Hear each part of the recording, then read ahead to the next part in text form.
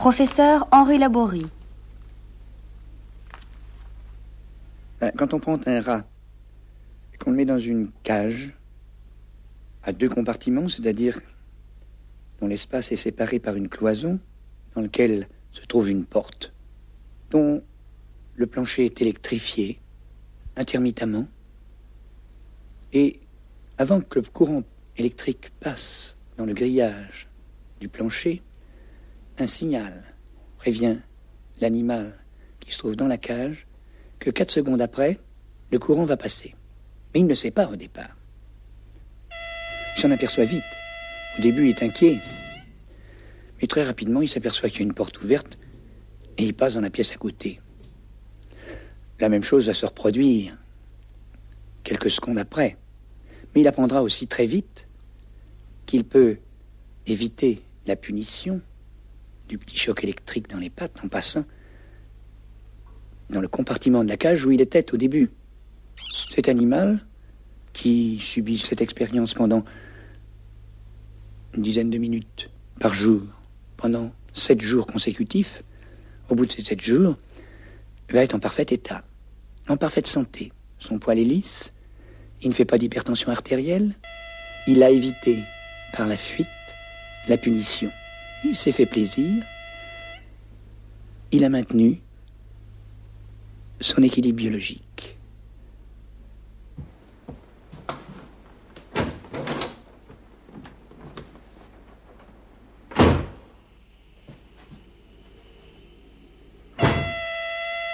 Allez, viens, Thérèse, viens.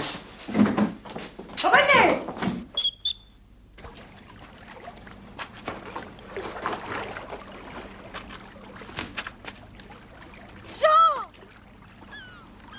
Ce qui est facile pour un rat en cage est beaucoup plus difficile pour un homme en société. Dans cette seconde situation, la porte de communication entre les 2 compartiments est fermée. Le rat ne peut pas fuir. Il va donc être soumis à la punition à laquelle il ne peut pas échapper. Cette punition va provoquer chez lui un comportement d'inhibition. Il apprend que toute action est inefficace, qu'il ne peut ni fuir ni lutter. Il s'inhibe. Et cette inhibition, qui s'accompagne d'ailleurs chez l'homme de ce qu'on appelle l'angoisse, s'accompagne aussi dans son organisme de perturbations biologiques extrêmement profondes. Tu sais bien que si un microbe passe dans les environs, s'il emporte même sur lui-même, alors que normalement, il aurait pu les faire disparaître, là, ne le pouvant pas, il fera une infection.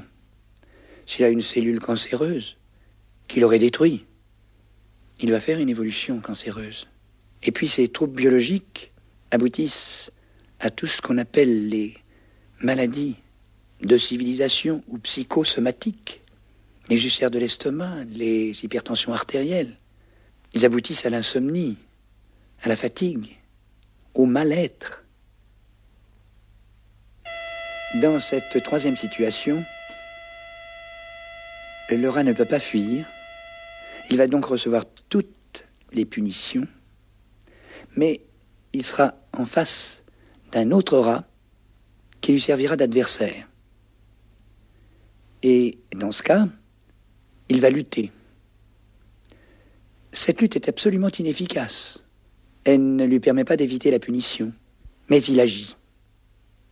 Un système nerveux, ça ne sert qu'à agir. Ce rat ne fera aucun accident pathologique de ceux que nous avions rencontrés dans le cas précédent.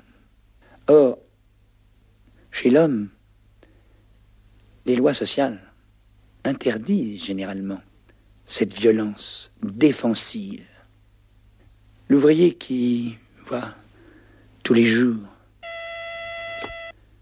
son chef de chantier dont la tête ne lui revient pas, il ne peut pas lui casser la figure, parce qu'on lui enverrait les agents. Et puis il faut bien qu'il y ait un chef. Il ne peut pas fuir parce qu'il serait au chômage.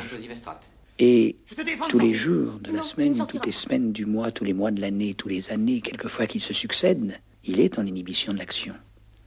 L'homme a plusieurs façons de lutter contre cette inhibition de l'action. Il peut le faire par l'agressivité. L'agressivité n'est jamais gratuite. Elle est toujours en réponse à une inhibition de l'action. Non, je bougerai pas. Ainsi, répétons-le, cette situation dans laquelle un individu peut se trouver d'inhibition dans son action, si elle se prolonge, commande à toute la pathologie. Les perturbations biologiques qui l'accompagnent vont déchaîner aussi bien l'apparition de maladies infectieuses que tous les comportements de ce qu'on appelle les maladies mentales. Quand son agressivité ne peut plus s'exprimer sur les autres, elle peut encore s'exprimer sur lui-même de deux façons. Il somatisera, c'est-à-dire qu'il dirigera son agressivité sur son estomac, où il fera un trou, un ulcère de l'estomac. Sur son cœur et ses vaisseaux, il fera une hypertension artérielle, quelquefois même des lésions aiguës qui aboutissent aux maladies cardiaques brutales, les infarctus, des hémorragies cérébrales, ou des urticaires, ou des crises d'asthme. Il pourra aussi orienter son agressivité contre lui-même d'une façon encore plus efficace. Il peut se suicider. Et quand on ne peut pas être agressif envers les autres, on peut par le suicide être agressif encore par rapport à soi.